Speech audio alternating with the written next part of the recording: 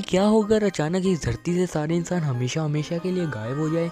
देखो, धरती से इंसानों के गायब होते ही चारों तरफ तबाही होनी शुरू हो जाएगी। सारे प्लेन्स और गाड़ियां बुरी तरह से क्रैश होने लगेगी। एक हफ्ते के अंदर पूरी दुनिया में से इलेक्ट्रिसिटी चली जाएगी, क्योंकि इंसानों के बिना डैम्स और पावर प्लांट ऑटोमेटिकली बंद हो जाएगी। साथ ही जितने भी पालतू जानवर घरों में बंधे होंगे वो भूख प्यास से मर जाएंगे। एक महीने बाद सारे nuclear plants out of control हो जाएगी, जिससे बहुत बड़े ब्लास्ट हो गए, जिससे चारों तरफ न्यूक्लियर रेडिएशन फैल जाएगी और उस जगह का हाल हिरोशिमा और नागासाकी डिजास्टर से भी बुरा होगा। एक साल बाद जो भी जगह न्यूक्लियर रेडिएशन से बाहर होगी वो पूरी तरह प्रकृति के कंट्रोल में आ जाएगी। साथ ही इंसानों के कंट्रोल के बिना धरती पर सैटेलाइट्स गिरने लगेगी। 200 साल बाद जितने भी मेटल की चीजें जैसे आईफिल टावर और कई ब्रिजेस अपने आप जड़ लगने की वजह से गिर जाएगी। फाइनली 50 मिलियन साल बाद इस धरती पर कोई भी इंसानों का प्रूफ ही बचेगा।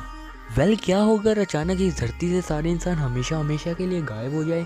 देखो, धरती से इंसानों के गायब होते ही चारों तरफ तबाही होनी शुरू हो जाएगी। सारे प्लेन्स और गाड़ियां बुरी तरह से क्रैश होने लगेगी। एक हफ्ते के अंदर पूरी दुनिया में से इलेक्ट्रिसिटी चली जाएगी, क्योंकि इंसानों के बिना डैम्स और पावर प्लांट ऑटोमेटिकली बंद हो जाएगी। साथ ही जितने भी पालतू जानवर घरों में बंधे होंगे वो भूख प्यास से मर जाएंगे। एक महीने बाद सारे nuclear plants out of control हो जाएगी, जिससे बहुत बड़े ब्लास्ट हो गए, जिससे चारों तरफ न्यूक्लियर रेडिएशन फैल जाएगी और उस जगह का हाल हिरोशिमा और नागासाकी डिजास्टर से भी बुरा होगा। एक साल बाद जो भी जगह न्यूक्लियर रेडिएशन से बाहर होगी वो पूरी तरह प्रकृति के कंट्रोल में आ जाएगी। साथ ही इंसानों के कंट्रोल के बिना धरती पर सैटेलाइट्स गिरने लगेगी। 200 साल बाद जितने भी मेटल की चीजें जैसे आईफिल टावर और कई ब्रिजेस अपने आप जड़ लगने की वजह से गिर जाएगी। फाइनली 50 मिलियन साल बाद इस धरती पर कोई भी इंसानों का प्रूफ ही बचेगा।